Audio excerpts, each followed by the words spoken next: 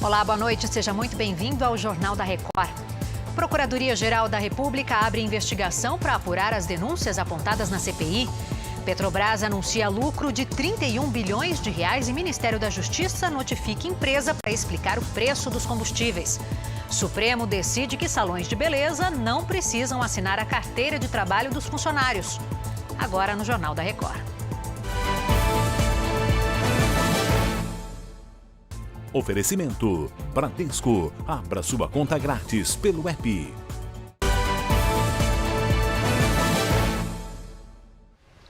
Está marcado para esta sexta o leilão rodoviário classificado pelo Ministério da Infraestrutura como o maior do país. A Mariana Bispo tem as informações direto da Bovespa, onde acontece o leilão. Boa noite, Mariana. Boa noite, Adriana, para você e a todos. Nesta sexta vai ser realizada a relicitação da rodovia Dutra, que liga as duas maiores regiões metropolitanas do país. E também a licitação da Rio Santos, que segue paralelamente pelo litoral. A Dutra, privatizada desde 96, vai ser novamente leiloada à iniciativa privada. Essa concessão prevê contrato de 30 anos com investimentos de mais de 14 bilhões de reais. Segundo o governo federal, com esse investimento privado será possível reduzir o valor do pedágio em até 35%, além de modernizar as rodovias. Entre as melhorias previstas estão duplicações, faixas adicionais e instalação de passarelas. Eu volto com você. Obrigada, Mariana. A Petrobras registrou um lucro de mais de 31 bilhões de reais no terceiro trimestre deste ano. Um resultado bem acima do projetado pelo mercado. Pedro Paulo Filho, boa noite. Pois é, Adriana, boa noite para você e a todos. Olha, esses números são reflexo da alta da cotação do petróleo no mercado internacional e também do crescimento da receita com a venda de combustíveis aqui no país. Segundo o balanço, entre julho e setembro, a empresa arrecadou 121 bilhões de reais, já deduzidos os gastos com impostos. Isso representa um aumento de quase 72% na comparação com o mesmo período do ano anterior. A produção de petróleo e gás da companhia também cresceu 1,2% em relação ao último trimestre. E segundo a Petrobras, o desempenho reduziu a dívida bruta da empresa para 60 bilhões de dólares, um ano antes do prazo para atingir essa meta. Nessa quinta-feira, o Conselho Administrativo aprovou o pagamento de quase 32 bilhões de reais aos acionistas da empresa. Adriana. Pedro Paulo Filho, sem máscara, porque no Rio de Janeiro está autorizado ficar sem máscara em locais onde não há aglomeração, né, Pedro? Agradeço muito a tua participação aqui, obrigada pelas informações. E o Ministério da Justiça enviou uma notificação para que a Petrobras esclareça os motivos do aumento nos preços dos combustíveis. Nós vamos então a Brasília com o Matheus Scavazini. Boa noite, Matheus. Boa noite, Adriana. A Petrobras tem 10 dias para responder os questionamentos. Além de explicações sobre os aumentos, o Ministério da Justiça quer saber sobre possíveis riscos no fornecimento de combustíveis, em especial sobre a capacidade de abastecimento. O governo ficou preocupado com as notícias de possíveis dificuldades por causa do aumento da demanda previsto para o próximo mês. O Ministério informou que também notificou as principais distribuidoras sobre o assunto. Com as respostas, a ideia do Ministério da Justiça é fazer sugestões para aperfeiçoar a dinâmica do mercado de combustíveis e a proteção dos direitos do consumidor. Adriana. Obrigada, Matheus. A gente já se fala. E o Ministério Público de Minas Gerais vai apurar se a mineradora Vale cometeu violações na retirada de moradores durante uma situação de emergência numa barragem. A Virgínia Narron vai explicar para a gente. Boa noite, Virgínia. Boa noite, Adriana. Em março de 2019, a barragem Sul Superior, em Barão de Cocais, atingiu o nível 3 de emergência. Com risco iminente de ruptura, a Vale fez a remoção forçada das pessoas residentes nas comunidades localizadas nas zonas de autossalvamento, que são as regiões que poderiam ser afetadas com um possível rompimento da barragem. A Vale informou em nota que não mede esforços para garantir que as pessoas que foram impactadas pelas evacuações em Barão de Cocais sejam reparadas integralmente. Adriana. Obrigada, Virgínia. No Rio Grande do Sul, o retorno obrigatório das aulas presenciais foi marcado para quarta-feira da semana que vem. A gente vai falar com a Marcele Dutra, em Porto Alegre. Boa noite, Marcele. Boa noite, Adriana. A expectativa é que o decreto do governo gaúcho com os detalhes seja publicado nesta sexta-feira. O início das aulas presenciais obrigatórias vai ficar para o dia 3 de novembro por causa do feriado. A determinação vale para alunos da educação básica, que inclui os ensinos infantil, fundamental e médio das redes pública e privada do Rio Grande do Sul. Inclusive, esse é um pedido de representantes das escolas municipais, estaduais e particulares. Em casos de condições médicas específicas ou comorbidades, haverá uma autorização excepcional para o estudante continuar com o ensino remoto. Adriana. Certo, Marcele, obrigada. A Prefeitura de Florianópolis publicou o decreto que define as regras do passaporte da vacina. A Anne Beckhauser tem as informações. Boa noite, Anne. Boa noite, Adriana. Para obter o passaporte da vacina, será necessário que pessoas acima de 18 anos já tenham recebido 2 doses contra a Covid-19. Para adolescentes de 12 a 17 anos, será exigida apenas uma dose do imunizante. O passaporte entrará em vigor no dia 16 de novembro e o uso será obrigatório em eventos, shows, feiras, congressos e jogos com público superior a 500 pessoas. Para os estabelecimentos menores, a Prefeitura sugere que os comerciantes adotem o selo Local Seguro.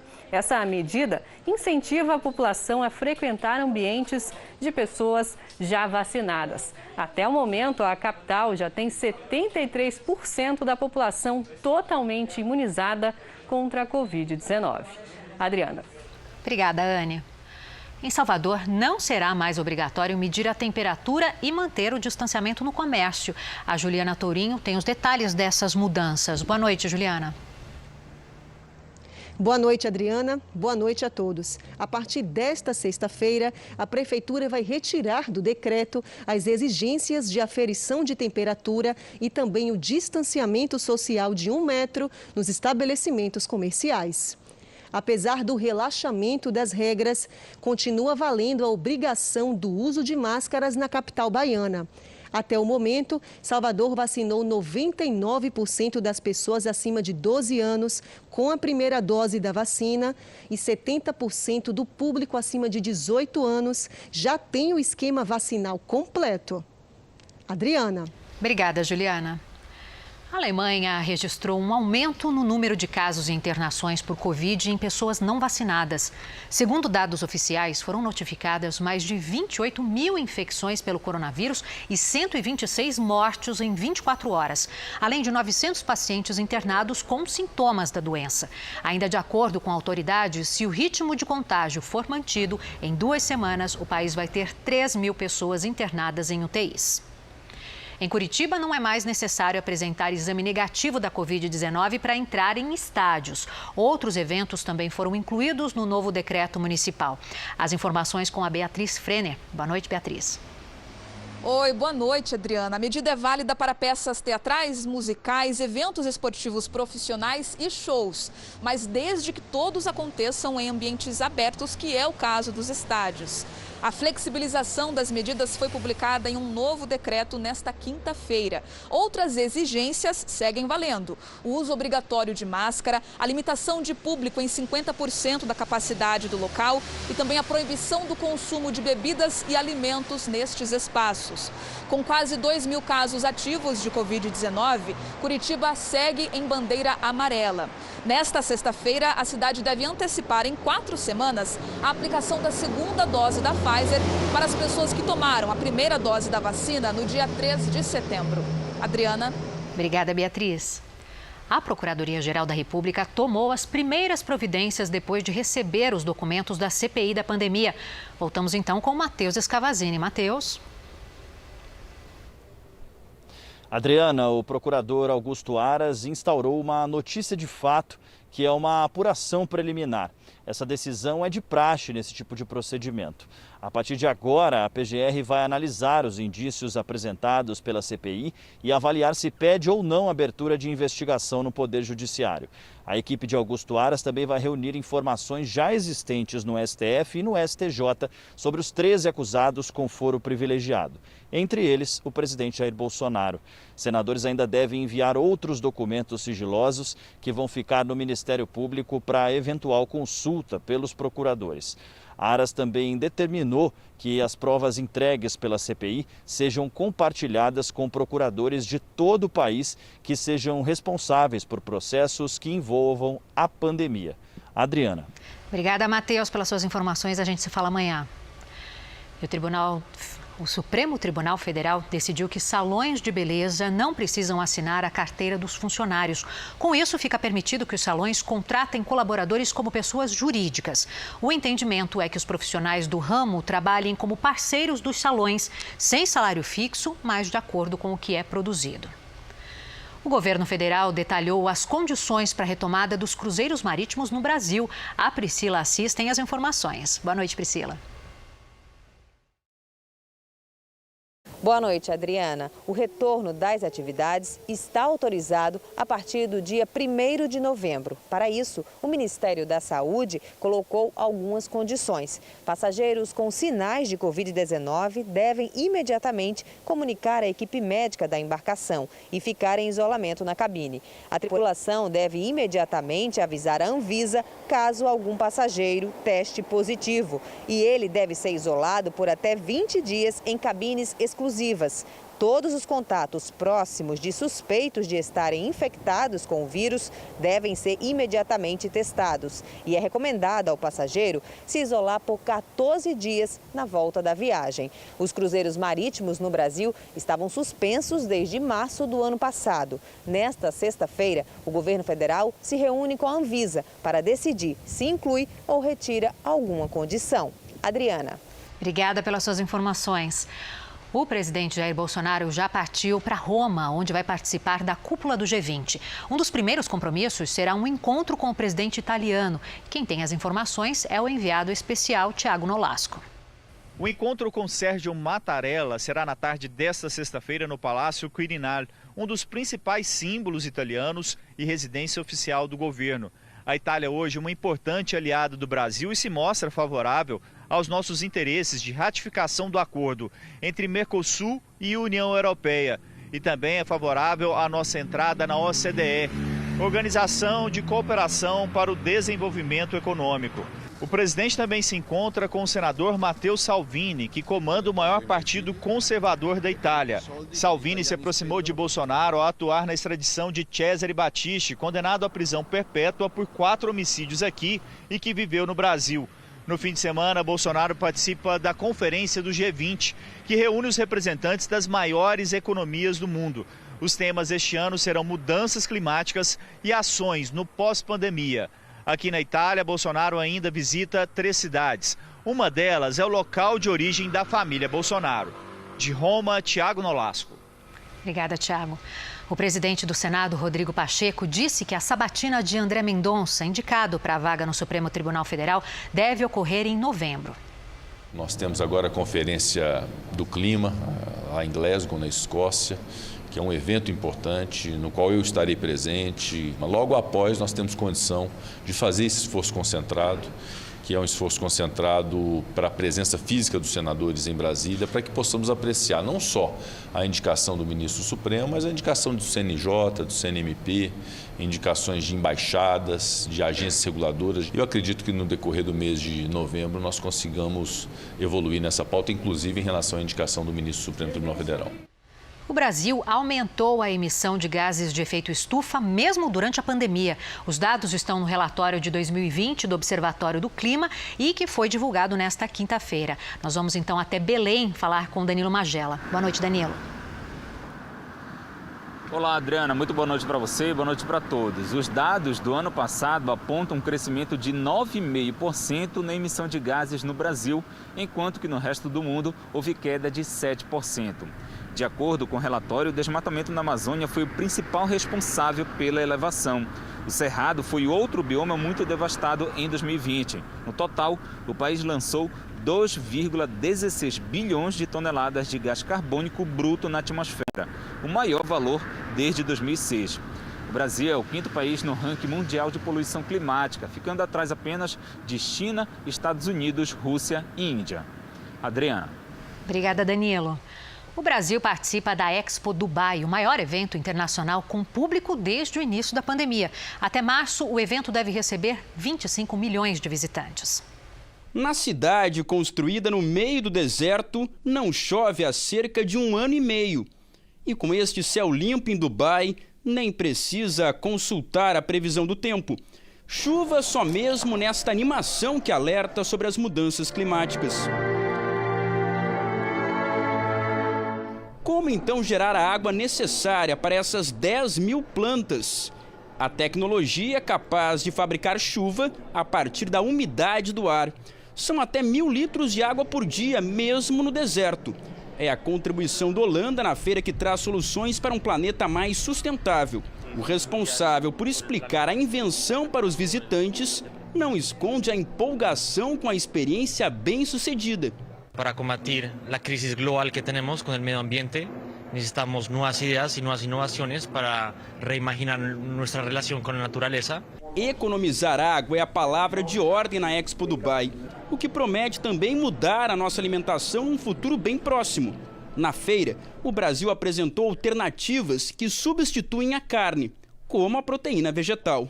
Agora o Brasil também vai passar, além de vender muita carne, vender muito essa nova carne, porque os outros países estão indo muito rápido e o Brasil não pode perder esse trem. Para todo mundo entender, é algo simples. Os legumes, as leguminosas, os grãos estão cheios de proteína.